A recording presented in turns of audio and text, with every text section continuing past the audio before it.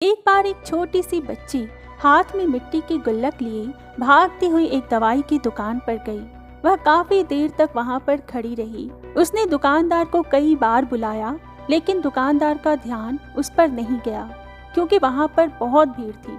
फिर इस बच्ची को गुस्सा आया और अपनी मिट्टी की गुल्लक को वहीं काउंटर पर जोर से रख दिया। इसके बाद दुकानदार और वहां पर खड़े सभी लोग उस बच्ची की तरफ देखने लगे। दुकानदार ने उस बच्ची से पूछा कि बेटे, आपको क्या चाहिए? तो वह बड़े ही भोलेपन से बोली, मुझे एक चमत्कार चाहिए। यह सुनकर दुकानदार को कुछ भी समझ में नहीं आया और ना ही वहां पर खड़े लोगों को कुछ समझ में आया। सभी उसकी तरफ देखने लगे। फिर दुकानदार ने उससे कहा कि बेटे, चमत्कार तो यहाँ पर नहीं मिलता। तो बच्ची को लगा कि वह दुकानदार उससे झूठ बोल रहा है।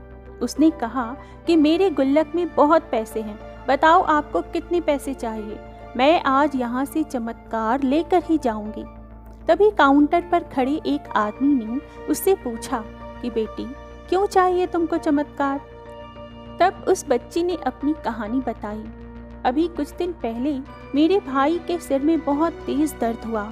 मेरे पापा मम्मी उसको हॉस्पिटल ले गए। उसके बाद कई दिन तक मेरा भाई घर नहीं आया। मैंने बहुत बार अपने पापा से पूछा, लेकिन उन्होंने मुझे कुछ भी नहीं बताया। वो बार बार यही बोलते रहे कि वह कल आ जाएगा, लेकिन वह अभी तक घर नहीं आया है। तभी मैंने देखा कि मम्मी रो रही थी और पापा उनसे कह रहे थे कि हमारे बेटे के इलाज और दवाइयों के लिए जितने पैसे चाहिए उतने मेरे पास नहीं हैं। अब तो उसको कोई चमत्कार ही बचा सकता है। तब मुझे लगा कि मेरे पापा के पास अगर पैसे नहीं भी हैं तो क्या हुआ, मेरे पास तो है। इसीलिए मैंने जितने भी पैसे जोड़ रखे थे वह सारे पैसे लेकर मैं इस दवाई की दुकान पर आई हूँ ताकि चमत्कार खरीद सकूँ। फिर उस आदमी ने बच्ची से पूछा कि कितने पैसे हैं तुम्हारे पास? यह सुनते ही बच्ची ने गुल्लक उठाई और ज़मीन पर पटक कर उसे फोड़ दिया और पैसे गिनने लग गई। वहाँ पर खड़े सभी लोग उसे देख रहे थे। थोड़ी देर बाद उसने सारे पैसे इकट्ठे किए और बोली, मेरे पास पूरे 19 रुपए हैं। वह जो आदमी वहाँ पर खड़ा था वह थोड़ा सा मुस्कुराया और बोला कि अरे, तुम्हारे पास तो पूरे पैसे हैं, इतने का ही तो आता है चमत्कार। यह सुनकर वह बच्ची बहुत खुश हो गई और बोली, चलो मैं आपको अपने पापा से मिलवाती हूँ। बाद में पता लगा कि वह आदमी कोई आम आदमी नहीं था, बल्कि एक बहुत बड़ा न्यूरो सर्जन था और उसने सिर्फ 19 रुपए में उसके भाई की सर्जरी करा दी। उसका भाई कुछ दिन बाद ठीक होकर के घर वापस आ गया। फिर कुछ दिन बाद वह बच्ची, उसका भाई, उसके पापा और मम्मी चारों एक साथ बैठे हुए थे और बात कर रहे थे।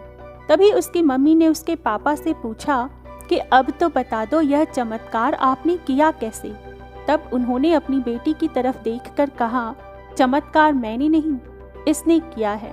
दोस्तों, यहाँ पर एक बहुत बड़ा सबक है जो हम उस छोटी सी बच्ची से सीख सकते हैं। जिंदगी में कभी कभी ऐसा होता है कि हमको कोई रास्ता नजर नहीं आ रहा होता और हम लोग हिम्मत हार जाते हैं।